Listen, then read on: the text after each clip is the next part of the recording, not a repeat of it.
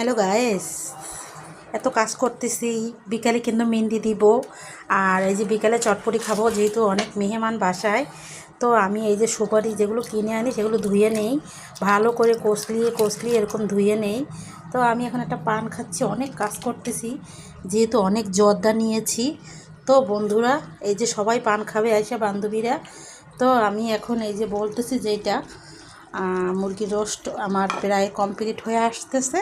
তো আমি কি করতেছি, মানে এখন দুধ দিব, যেহেতু আমার দুধ দেওয়া লাগবে। এখন আমি দুধ দিচ্ছি। এখন দুধ দিলে আমার এই রোস্টটা খেতে আরও বেশি ভালো লাগবে। তো আমি দেখাচ্ছি, আমি দুধ দিচ্ছি বেশি করে। আর কালারটা সেই জোস আসবে, পোড়া পোড়া হবে না, জাস্ট কালারটা সুন্দর হবে। তো আমি এখন দুধ দিচ্ছি, যেহেতু বিয়ে বাড়ির স্টাইলে রান্না করতেছি।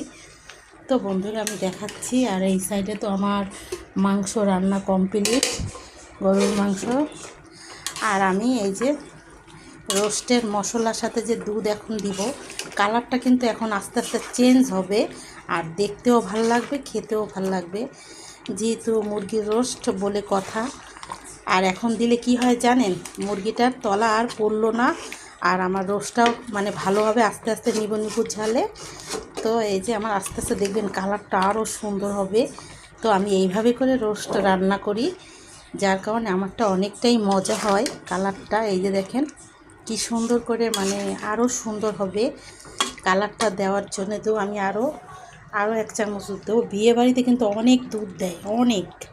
তো আমি এই যে আরও দুধ দিচ্ছি, কালার হবে আর খেতে এতটাই মজা হয়, দুধের সাথেই টেস্ট।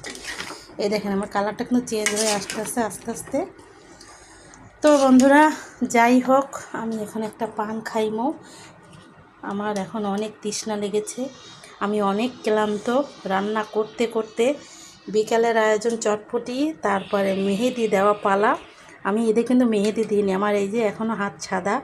তো সবাই ভালো থাকেন, আল্লাহ হাফেজ। আমি এখন পান খাই।